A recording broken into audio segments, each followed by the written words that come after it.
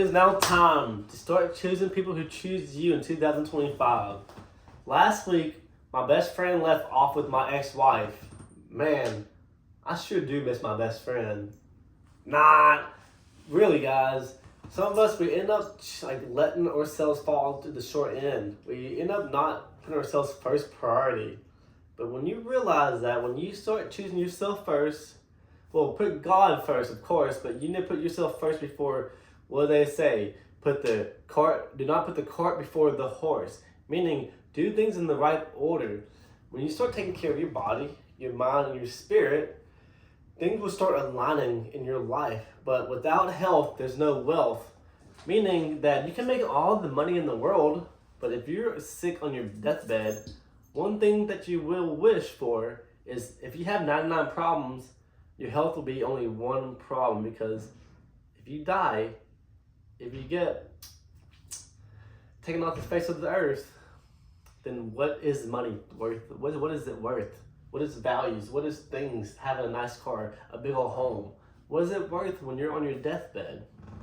Are people gonna realize, are people gonna say, Jerry was a rich guy. He was very rich, had a lot of money. No, they're gonna remember you by who you are and what you are for.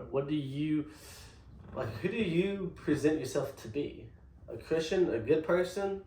That's what people will see you as your high. However you hold yourself to the highest standard is how people will see you. But let's say if you don't have a clean cut, all raggedy, all shaggy, I'm not gonna say to wear nice clothes, but be presentable, of course.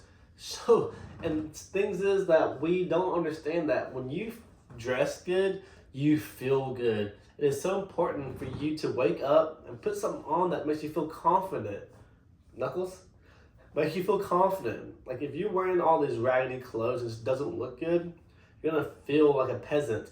But I guarantee you, you start wearing some nicer clothes, start wearing some things that actually fit you, tight clothes that actually show your physique, show your muscles, you will appear off to be an alpha or a mega.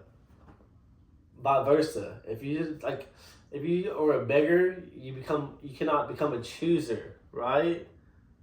A lot of us men, we end up becoming like a jellyfish. So whatever waves, if the waves move left, we go with the wave. If it moves right, we flow with the wave. It's time to become like a shark, to eat, to become dominant. Well, you know the shark, in the Shark Tank, they say this: our shark will only grow the size of its fish tank. So if you put a shark inside of a small bowl, it would only grow to that size of that tank, that bowl. But let's say you put a shark inside the ocean, it will start growing massively, expansively, and meaning that things inside the ocean will start respecting you. You don't have to show dominance. You don't have to go kill and be. And one thing, us men, we think that just because we talk loud, just because we slam the weights in the gym, just because we yell and act like a dominant ape, a gorilla, that actually shows weakness. It shows that you cannot control your anger. You cannot control your emotions.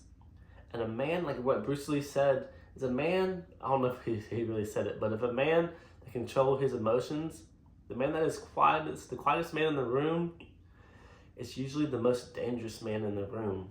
Because he doesn't have to say anything to prove himself. All he has to do is sit back, let his presence do the talking, right? Just like James Bond.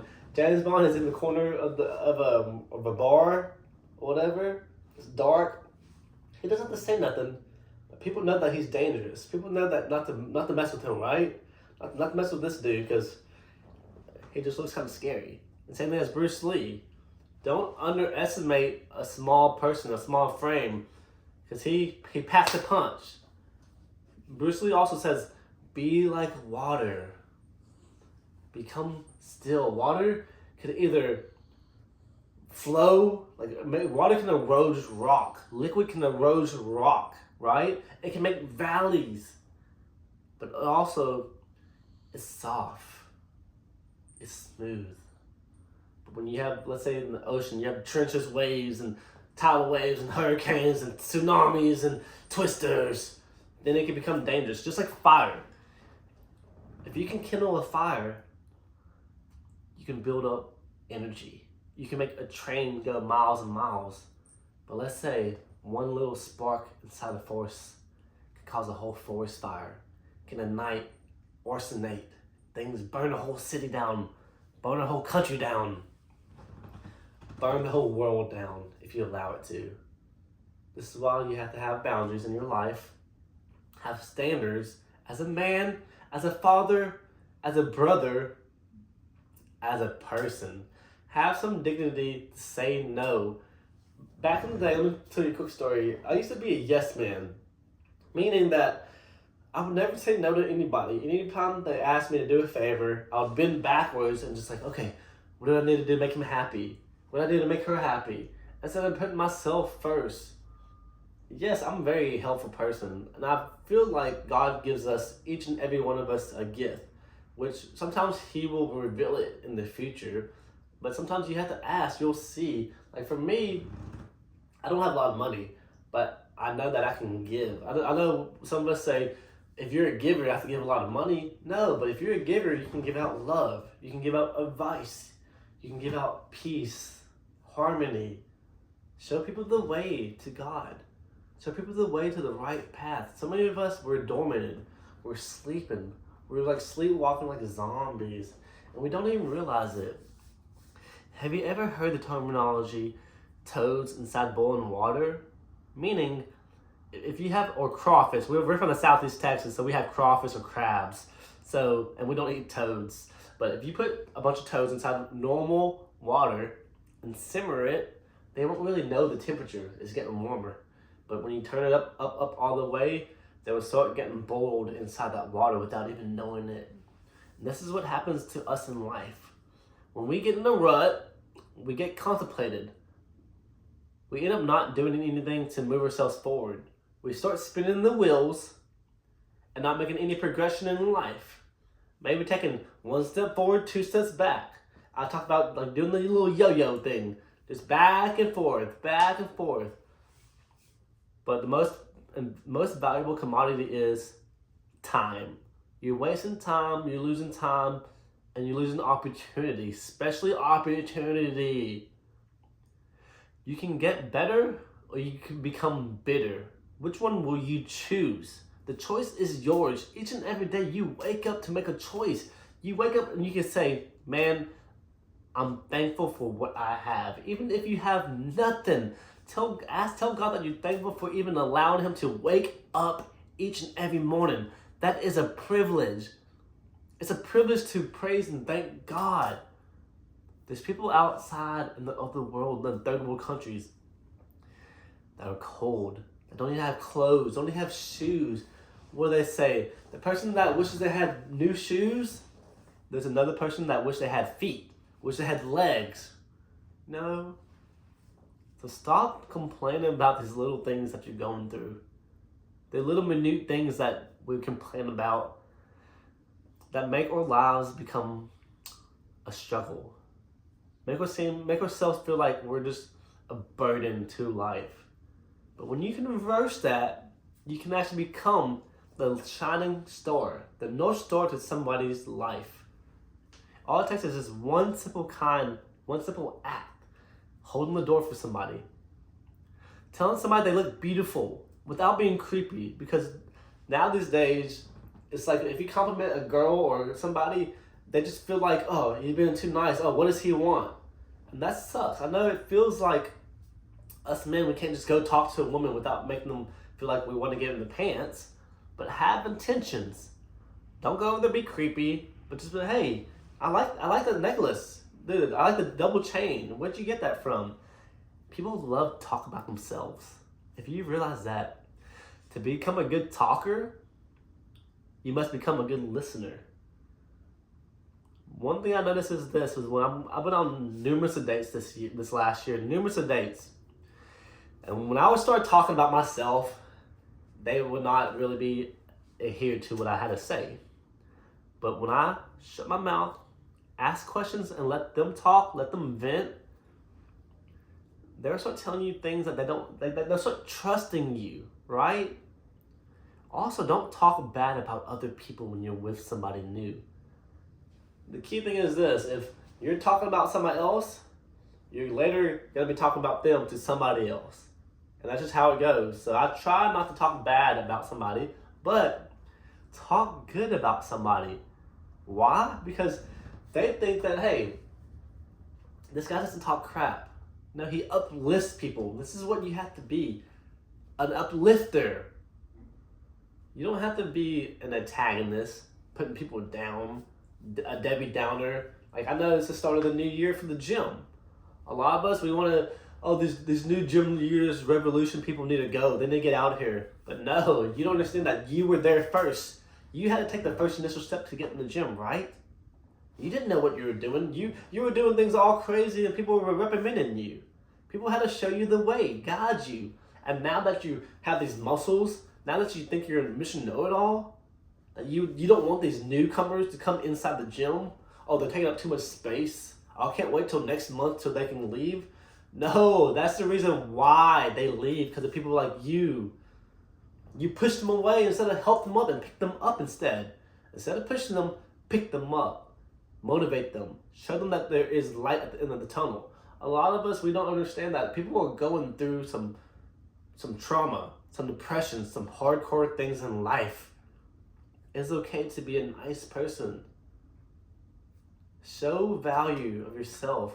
Become a human. Become a real person, a character, an image of God. And when you can do that, I promise you, your light, your smile will radiate. You will project off new feelings, even in life. Just talking about this right now, I just feel amazing. It's a good thing to feel happy, guys, because life is so short. What do they say? Life was short, but for John Lennon, it was shorter, right? Tomorrow's not promised, guys. Tomorrow is not promised. We don't know what's going to happen. I don't want to knock on wood because I'm not a whatever it's called, but I truly believe that each and every moment you have today, like, you have to take it, like, use it, utilize it. Do not just sleep upon this day and don't make a change. So if you like this video, like and subscribe. There's going to be more videos coming along, but I just want to help you men out because I've struggled through the pains, through the depressions, through divorce, through hardships, through drug abuse. I really want to have my testimony so I can help people like-minded, people like me, like you. Pretty much, I'm just talking to my old self. When I'm looking at the camera talking, and you haven't heard me stop yet, this is just I don't have no script. This is just a straight, free flow talk. You know, I'm just talking to me, talking to you as a person. It becomes very easy, but anything you start becomes hard, right? And if you start reading, you're going to feel dumb. If you start working out, you're going to feel weak at first. But a lot of us, we don't want to be seen at the bottom. We want to start when we're perfect. That's not going to happen because when you start thinking about perfectionists, you will procrastinate and then you will end up not even starting your task. And that's why a lot of people, we don't end up starting anything because we don't want to be seen at the bottom. But everyone had to start at ground zero. Everybody. Elon Musk, myself, even the president, whatever it is. They had to start from somewhere. It takes the first initial step to get to that goal. But life is not linear. Life will give you obstacles. The obstacle is the way. Like when you ask God for strength, He will put things in your life to build the fortitude, to build the strength. He doesn't just automatically the next day build up your strength for you can defeat things in life, right? It's a spiritual battle. Be sure that you're praying. Be sure that you're meditating. Be sure that you're reading the daily Bible. I'm not going to say you have to read it every day because I don't read it every day, but be sure that you put God first. Be sure that you're waking up, praying. When you're eating, say your grace. And when you're sleeping, put your head down to pray also. Because like I mentioned, we don't know if we're going to wake up tomorrow. No one knows.